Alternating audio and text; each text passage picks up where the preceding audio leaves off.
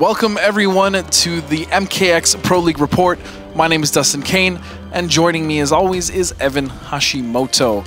Now, we just finished the Latin American MKX Challenger Cup Finals for June, and it was absolutely explosive. Evan being a huge fan of Latin America, myself now being a newfound fan. Unfortunately, however, well, I wouldn't say unfortunately, but because of CEO, which is an incredible tournament, by the way, we did not have the North American Challenger Cup Finals because most of the players who qualified are actually there. Yeah, and I loved watching the Latin Americans play, so yes. I was fine. I had my share of great play today. It was a great tournament. Josh, can you give us a little bit of a recap on that? Sure thing, gents. First of all, for Latin America, Xbox, the winner was Lost One. And for PS4, we saw United Killer Xenoc, that's with an X, take out the competition. Congratulations to them. For North America, it was KHTC who won on the Xbox side, and for PS4, it was Kinetic Sicarios. For CIS, Xbox and PS4, it was Doc. And then for Europe, Xbox, Mitsu Owns, our old friend from Season 1 Finals, and for PS4, it was Mirko. Congratulations to all the players for the Challenger Cup. But recently, a couple weeks ago, we had quite a finals event. A huge thank you to everybody that came out. We had a sold-out crowd and a phenomenal online audience and some really special surprises. We got to show off Injustice 2 gameplay for the very first time. We had a number of special guests from NetherRealm, DC, and a bunch of other press. And we awarded, once again, Sonic Fox the winning title 3 times in a row, if you can believe it, and he took home $75,000. Gentlemen, I gotta say, Sonic Fox still a powerhouse player, but Foxy Grandpa was so close to taking him down. What were your thoughts for the finals? You know, as far as like the very final match, I just feel like Fox was so intelligent the way he approached Foxy. Yeah, my favorite match actually was Winners, where we had that exact same match that we had in Grand Finals. Yes, I agree. Fox versus Foxy, and that's really where we saw that playstyle switch. I know a lot of people were kind of overwhelmed by the fact that he did change his playstyle so much, but I thought it was absolutely genius. I completely understand why Fox did it. It's just like, to see him play like that, it was kind of disgusting. I didn't expect, or you or anyone, especially Foxy, was the fact that he was gonna take such a reckless approach. I mean, that is a statement. When a player like Foxy, who is one of the greatest of all time in Mortal Kombat, plays against you, he expects a bit of respect because of just who he is and how he plays, especially playing such a solid character like Melina. So the fact that Fox was willing to just absolutely disrespect him with a reckless playstyle, who's, you know, the other most dominant player, it's a statement, and it really gets in your opponent's head. Absolutely. Now, as far as standouts, aside from our usual suspects such as Scar, Foxy, Dragon, the thing that really bothered me actually was Storm's performance. That was my most disappointing. Him and PL, you just mentioned PL, unfortunately going 0-2, which in a tournament where it's only top 16 and it was this caliber of players, not necessarily oh man, he went 0-2. Definitely. But the fact that we had seen how hard PL worked to qualify from Combo Breaker, only to fall the way he did, it was a little disappointing. Yeah, unfortunately, Perfect Legend, Storm, who is one of my favorite, probably my favorite European player, didn't quite perform up to par. I think it was just a little bit of, I don't know, he didn't have his confidence that he usually does. Yeah. And then also, Sacron was surprisingly, he surprisingly didn't do as well as I thought he would. He was one of the absolute most, surprising players that did extremely well within Season 2 Finals. Right. So seeing him this time around go 0-2 was surprising. But again, there's nothing bad about going 0-2. He was a ball of fire in Season 2. Like, oh, yeah. He just came right out the gate, almost took out PL, and then he just went on this tear, but he wasn't feeling it. Storm, like, even talking to Storm, I was just trying to pep him up, like, hey man, this is it. You gotta dig deep and do exactly what you did in Season 2 and make it to 4th place. I mean, he was the highest placing European, but I think losing that mirror match to Raptor probably put a little damper on him too. Yeah, nobody likes to lose a mirror, when especially when they're known for their character. Right, but Raptor was very impressive. Oh no, it was an absolute great tournament. And as far as players being good, Dragon, he was not showing up in the Pro League very much within the first maybe half of the season. Boom, he became the most dominant force in the Pro League, without a doubt. I mean, he ended up placing extremely well at finals. There's not much else to say. I mean, he is one of the most dangerous players in the world right now. So, I mean, those are our thoughts, but I kind of want to know how the Twins feel. Ryan and Jake Neal, they are also standing by, and they have some thoughts of their own. Take it away, guys. Hello everybody, we are Ketchup and Mustard, and this is the Mortal Kombat X Pro League report. I definitely think our favourite matchup was the Foxy Grandpa versus Hey George match at the Season 3 finals for a whole number of reasons. First of all, this guy George, who everyone goes, right, this Latin America player has won, he's got a good Jackie Briggs, watch out for him, and that's kind of where it ended. He turns up with the greatest Jackie Briggs anyone has ever seen before and takes Foxy to the brink first round. I think it gave an explosive start to the first round matches, because let's not forget, he went in as basically a bottom seed from the NA side. A super close 3-2 set, some really respectable play. I mean, he drew a short straw first round, but you would never have guessed by the way he was playing. So I think out of all the players that EU and International sent to the Season 3 finals, Yuppei surprised us all the most, just with amazing consistent play. Like, we've all known for a while this guy has a amazing world-class Kano, but he get top 8 in his first season finals, takes out Perfect Legend, takes out Beyond Toxin, and has a really strong showing, doing really well for himself as a relatively unknown player going into the World Finals. Yuppei was definitely our biggest surprise showing, purely based on the reason that he was next to Boki, our lowest seed. Going into it and doing as well as he did and beating the players that he did took us all by surprise.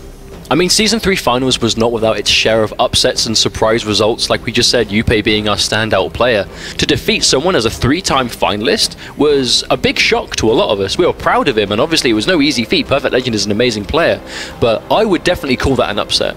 What is there to say about Sonic Fox that already hasn't been said? The kid is now the 3-time world champion when it comes to Mortal Kombat X. He's won a bunch of the grassroots majors, he's won EVO, and the 3 Pro League season finals that have taken place, he's won all 3 of those. And every time there's been a new challenge up there for him to defeat. Season 1, it was Rio. Fantastic, flawless player back in the day. Season 2, it was Scar. Scar was on his rise to fame right there, really pioneering Demo Sonya, the new Demo Sonya for what it was. He took out Scar in Season 2. Season 3, he had to take out the next big thing, the next big threat. Foxy Grandpa versus Sonic Fox in Grand Finals was the most perfect Grand Finals anyone could have foreseen, but Sonic Fox managed to pull it through again, especially after going into the season finals. He was looking quite vulnerable. The guy had not won the past 3 or 4 tournaments he'd entered, including online and offline tournaments, before the finals began. He turns up, he shrugs it off, and he reminds everybody why he is the greatest player in the world. And he did it with a different character every season. And I think that's one of the most impressive things by far about Fox is Season 1, Katana. Season 2, Tanya, Aaron Black, a bunch of other characters like that. Season 3, Alien, Cassie Cage, Brawler Cassie Cage no less as well. He secured his spot early in the league with Acidic Alien and then used the rest of the weeks as a chance to experiment and try out these new characters that he wanted to play on a competitive level but wasn't sure if they were ready. So what more can you say about that? When it comes to our most improved player of the season, I think there is one very, very clear player, and that is Beyond Toxin. Beyond Toxin in North America, who didn't start playing MK competitively early on like the rest of us. This guy was a latecomer, didn't quite make the cut in Season 2. Going into Season 3, everyone told this guy to drop Ermac. They said, if you go into Season 3 and you want to win, you have to drop Ermac. The character is dragging you down. The character does not have what it takes to win or place in a major setting. He's stuck with Ermac because it was his comfort pick and it's his favorite character, and through just persistence and consistency made it into the season finals, which was an absolutely massive accomplishment for the guy. Not to mention he plays all 3 variations of Ermac and has played all 3 in tournament settings. He has an exact specific reason he uses all 3 of them. Very intelligent, very well thought out, very knowledgeable on his character and also the matchups. He's a young guy. Beyond Toxin is one of the youngest competitors we had this season's Pro League altogether. And to be able to bring out, and obviously he had his dad with him as well, giving him that moral support everywhere he went. I feel like it was just a really nice success story of someone that goes in who likes the game and comes out a highly respected skill-wise, talented player who has a very bright future ahead of him. So that's about it from us today. Thank you, as always, for sticking with us for this episode of the MKX Pro League Report. In this edition of the Player Profile, our guests join us in the Season 1 Finals, and he's also a champion of the Challenger Cup. Please welcome Mitsu Owens. Great to have you here, Mitsu. Thanks for having me.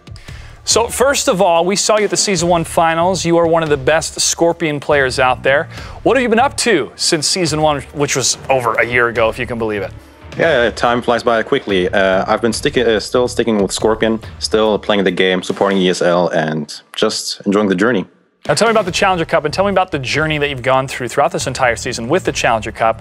How has that helped you as a player, and what type of benefits and opportunities has that given to a variety of players around the world? So I liked, first of all, the separate chance you gave the guys for not showing up in the Pro League or not making top 8, obviously. But even though not the killers were in, it's still a Shark Tank, like so many good players. So even though I didn't make top 8, I still had all these good players to fight. I think it was a great chance to let other people shine as well. Tell me about Scorpion. You've been a character loyalist for such a long time. How has that paid off? Or are there any obstacles that you feel some players may have some benefits by being able to change the different characters? Absolutely. I mean, if you see me in the bracket, you obviously know, okay, Scorpion 100%. If I see you name, I gotta do my research and know, maybe this time, maybe this character, this variation. But with me, it's pretty settled. That's a disadvantage, although it's been over a year. So I know my character in and out. So I think that's my goal and advantage, to know each matchup, know my advantages, and take it from there. Mitsuones, you've been able to travel to Burbank and compete in front of a huge live crowd and on camera. Now you've won one of the Challenger Cups. What has the overall journey over the last year been like for you? And do you have any shout outs you'd like to give to those that have supported you?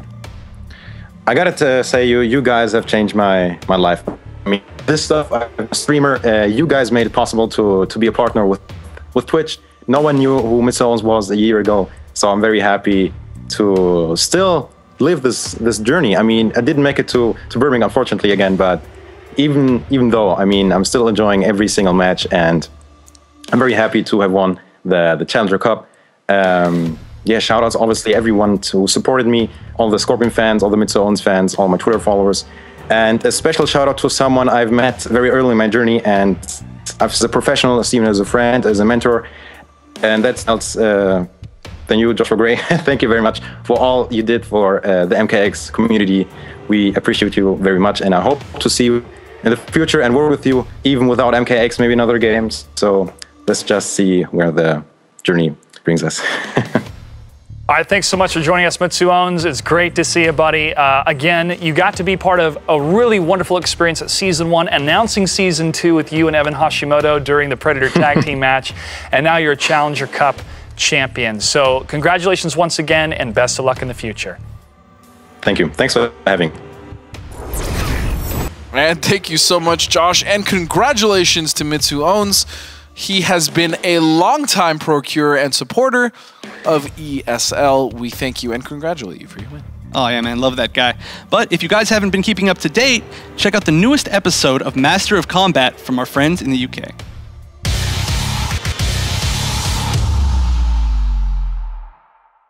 High-level Mortal Kombat X is a treat to watch. World-class players playing their favourite characters to the best of their abilities.